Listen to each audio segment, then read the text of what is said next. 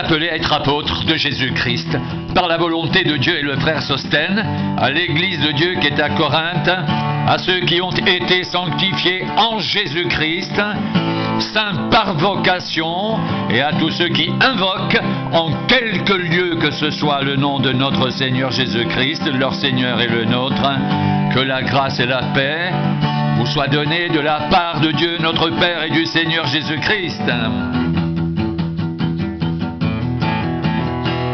À ceux qui ont été sanctifiés en Jésus-Christ, saints par vocation, et à tous ceux qui invoquent en quelque lieu que ce soit le nom de notre Seigneur Jésus-Christ, leur Seigneur et le nôtre, que la grâce et la paix vous soient données de la part de Dieu notre Père et du Seigneur Jésus-Christ. Je rends à mon Dieu de continuelles actions de grâce à votre sujet, pour la grâce de Dieu qui vous a été accordée en Jésus-Christ, car en lui, vous avez été comblés de toutes les richesses qui concernent la parole et la connaissance, le témoignage de Christ ayant été solidement établi parmi vous, de sorte qu'il ne vous manque aucun don dans l'attente où vous êtes de la manifestation de notre Seigneur Jésus-Christ. Il vous affermira jusqu'à la fin, pour que vous soyez irréprochables au jour de notre Seigneur Jésus-Christ. Dieu est fidèle, lui qui vous a appelé à la communion de son Fils, Jésus-Christ notre Seigneur. Je vous exhorte, frères, par le nom de notre Seigneur Jésus-Christ, à tenir tous un même langage, et à ne point avoir de division parmi vous, mais à être parfaitement unis dans un même esprit et dans un même sentiment. Car mes frères, j'ai appris à votre sujet par les gens de Chloé qu'il y a des rivalités au milieu de vous. Je veux dire que chacun de vous parle ainsi. Moi, je suis de Paul, et moi d'Apollos, et moi de Céphas, et moi de Christ. Christ est-il divisé? Paul a-t-il été crucifié pour vous? Ou est-ce au nom de Paul que vous avez été baptisés? Je rends grâce à Dieu de ce que je n'ai baptisé aucun de vous, excepté Crispus et Gaius, afin que personne ne dise que vous avez été baptisés en mon nom. J'ai encore baptisé la famille de Stéphanas. Du reste, que je sache, je n'ai baptisé personne d'autre.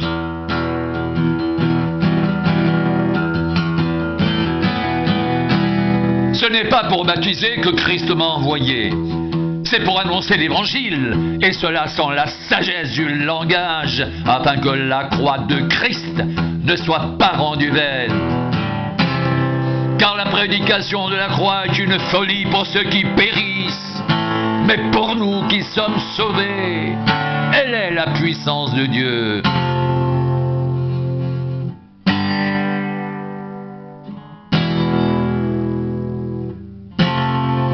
Car la prédication de la croix est une folie pour ceux qui périssent, mais pour nous qui sommes sauvés, elle est la puissance de Dieu. Mais pour nous qui sommes sauvés, elle est la puissance de Dieu. Où est le sage? Où est le scribe? Où est le raisonneur de ce siècle? Dieu n'a-t-il pas convaincu de folie la sagesse du monde? Car puisque le monde avec sa sagesse n'a point connu Dieu, il a plu à Dieu dans sa sagesse de sauver les croyants par la folie de la prédication.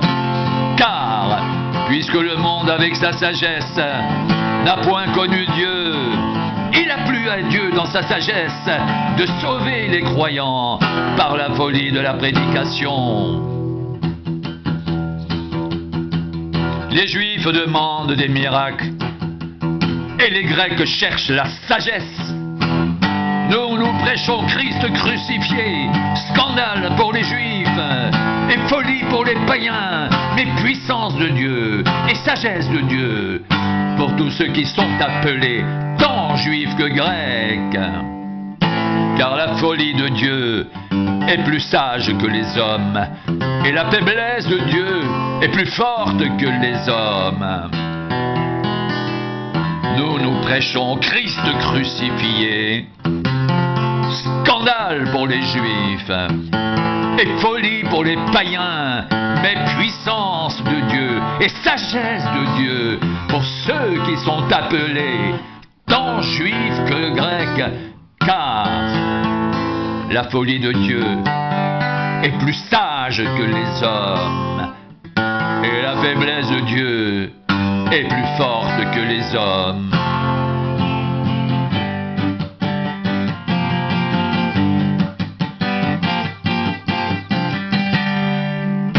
Considérez, frères, que parmi vous qui avez été appelés, il n'y a ni beaucoup de sages selon la chair, ni beaucoup de puissants, ni beaucoup de nobles, mais Dieu a choisi les choses folles du monde pour confondre les sages. Dieu a choisi les choses faibles du monde pour confondre les fortes, et Dieu a choisi les choses viles du monde et celles qu'on méprise, celles qui ne sont point, pour réduire à néant celles qui sont, afin que personne ne se glorifie devant Dieu. Or, c'est par lui que vous êtes en Jésus-Christ, qui, par la volonté de Dieu, a été fait pour nous sagesse, sanctification et rédemption, afin, comme il est écrit, que celui qui se glorifie dans le Seigneur.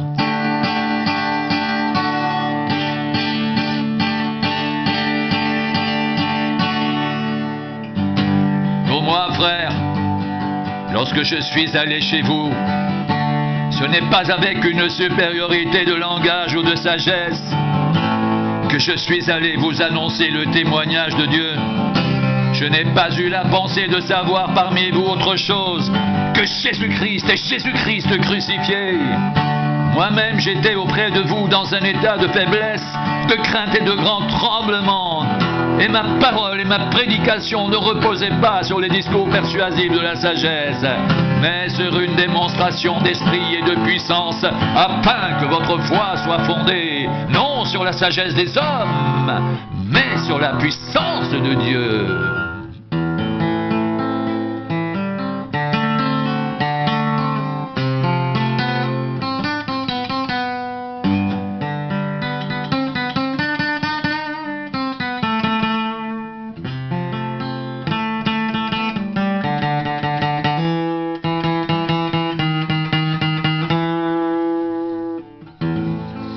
Car je n'ai pas eu la pensée de savoir parmi vous autre chose que Jésus-Christ et Jésus-Christ crucifié. Moi-même, j'étais auprès de vous dans un état de faiblesse, de crainte et de grand tremblement. Et ma parole et ma prédication ne reposaient pas sur les discours persuasifs de la sagesse, mais sur une démonstration d'esprit et de puissance, afin que votre foi soit fondée non sur la sagesse des hommes, mais sur la puissance de Dieu. Ma prédication ne reposait pas sur les discours persuasifs de la sagesse, mais sur une démonstration d'esprit et de puissance, afin que votre foi soit fondée non sur la sagesse des hommes, mais sur la puissance de Dieu.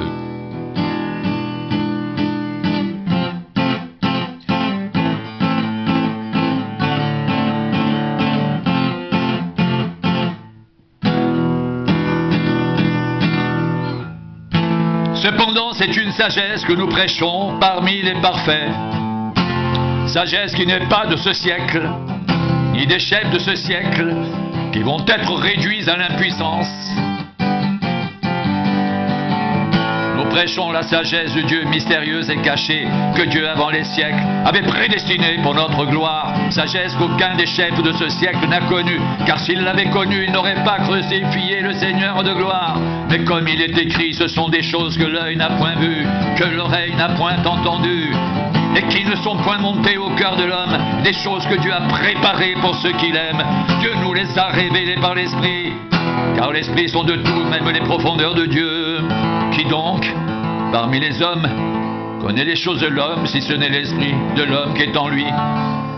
De même, personne ne connaît les choses de Dieu, si ce n'est l'Esprit de Dieu. Or, nous n'avons pas reçu l'Esprit du monde, mais l'Esprit qui vient de Dieu, afin que nous connaissions les choses que Dieu nous a données par sa grâce, et nous en parlons non avec des discours qu'enseigne la sagesse humaine, mais avec ceux qu'enseigne l'Esprit, employant un langage spirituel pour les choses spirituelles. Mais l'homme naturel n'accepte pas les choses de l'Esprit de Dieu, car elles sont une folie pour lui, et il ne peut les connaître parce que c'est spirituellement qu'on en juge. L'homme spirituel au contraire juge de tout, il n'est lui-même jugé par personne, car qui a connu la pensée du Seigneur pour l'instruire? Or nous avons la pensée de Christ.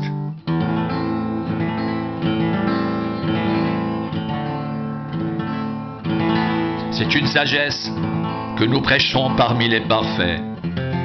Sagesse qui n'est pas de ce siècle, ni des chefs de ce siècle, qui vont être réduits à l'impuissance. Nous prêchons la sagesse de Dieu, mystérieuse et cachée, que Dieu, avant les siècles, avait prédestinée pour notre gloire, sagesse qu'aucun des chefs de ce siècle n'a connue, car s'il l'avait connue, il n'aurait pas crucifié le Seigneur de gloire. Mais comme il est écrit, ce sont des choses que l'œil n'a point vues, que l'oreille n'a point entendues, qui ne sont point montées au cœur de l'homme, des choses que Dieu a préparées pour ceux qui l'aiment. Dieu nous les a révélées par l'Esprit, car l'Esprit sont de tout, même les profondeurs de Dieu. Qui donc parmi les hommes connaît les choses de l'homme, si ce n'est l'Esprit de l'homme qui est en lui? De même, personne ne connaît les choses de Dieu, si ce n'est l'Esprit de Dieu. Or, nous n'avons pas reçu l'Esprit du monde, mais l'Esprit qui vient de Dieu, afin que nous connaissions les choses que Dieu nous a données par sa grâce.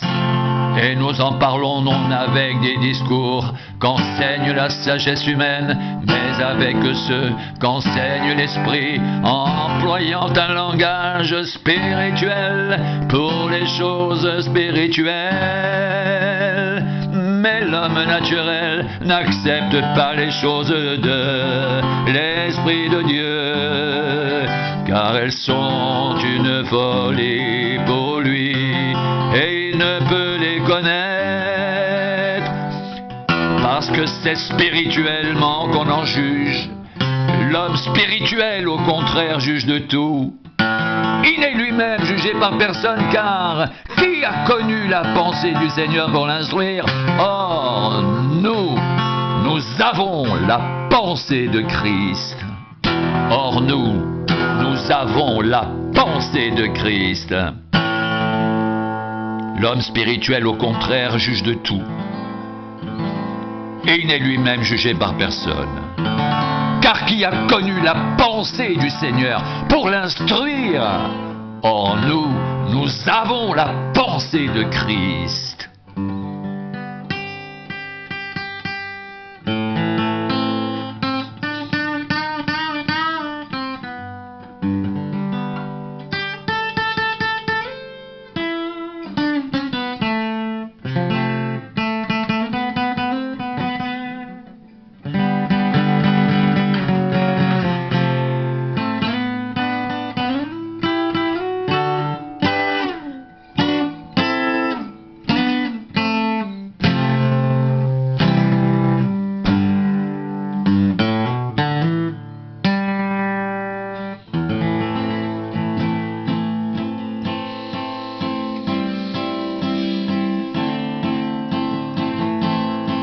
Pour moi, frère, ce n'est pas comme à des hommes spirituels que j'ai pu vous parler, mais comme à des hommes charnels, comme à des enfants en Christ.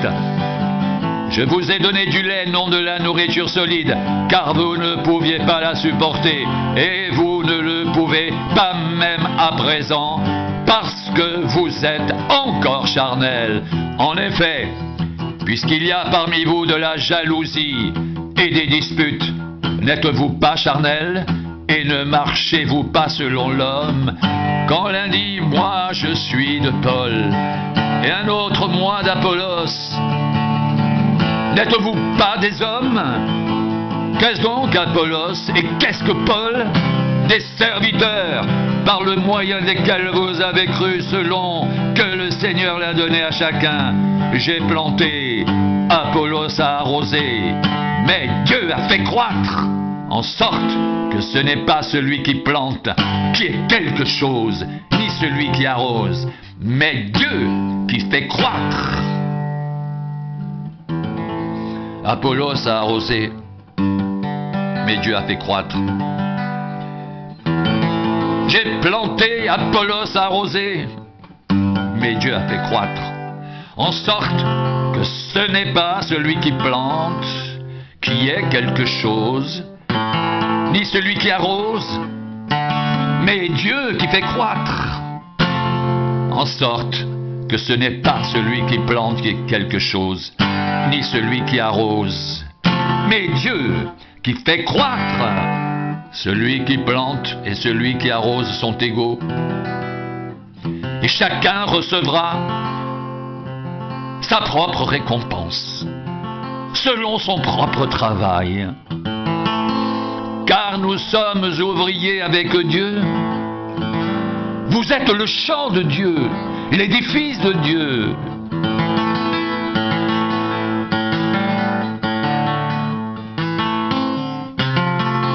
Selon la grâce de Dieu qui m'a été donnée, j'ai posé le fondement comme un sage architecte et un autre bâtit dessus. Mais que chacun prenne garde à la manière dont il bâtit dessus, car personne ne peut poser un autre fondement que celui qui a été posé, savoir Jésus-Christ. Or, si quelqu'un bâtit sur ce fondement avec de l'or, de l'argent, des pierres précieuses, du bois, du foin, du chaume, l'œuvre de chacun sera manifestée, car le jour la fera connaître, parce qu'elle se révélera dans le feu, et le feu éprouvera ce qu'est l'œuvre de chacun. Si l'œuvre bâtie par quelqu'un sur le fondement subsiste, il recevra une récompense. Si l'œuvre de quelqu'un est consumée, il perdra sa récompense pour lui. Il sera sauvé, mais comme au travers du feu.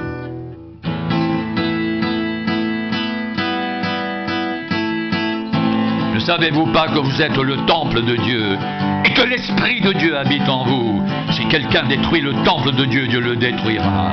Car le temple de Dieu est saint et c'est ce que vous êtes. Ne savez-vous pas que vous êtes le temple de Dieu et que l'Esprit de Dieu habite en vous? Si quelqu'un détruit le temple de Dieu, Dieu le détruira. Car le temple de Dieu est saint et c'est ce que vous êtes. Que nul ne s'abuse lui-même. Si quelqu'un parmi vous pense être sage selon ce siècle, qu'il devienne fou afin de devenir sage. Car la sagesse de ce monde est une folie devant Dieu. Aussi est-il écrit, il prend les sages dans leur ruse. Et encore le Seigneur connaît les pensées des sages. Il sait qu'elles sont vaines. Que personne donc ne mette sa gloire dans des hommes, car tout est à vous. Soit Paul, soit Apollos, soit Céphas, soit le monde, soit la vie, soit la mort, soit les choses présentes, soit les choses à venir. Tout est à vous, et vous êtes à Christ, et Christ est à Dieu. Ne savez-vous pas que vous êtes le temple de Dieu, et que l'Esprit de Dieu habite en vous? Si quelqu'un détruit le temple de Dieu, Dieu le détruira. Car le temple de Dieu est saint, et c'est ce que vous êtes. Ne savez-vous pas que vous êtes le temple de Dieu? Ne savez-vous pas que vous êtes le temple de Dieu? Et que l'Esprit de Dieu habite en vous?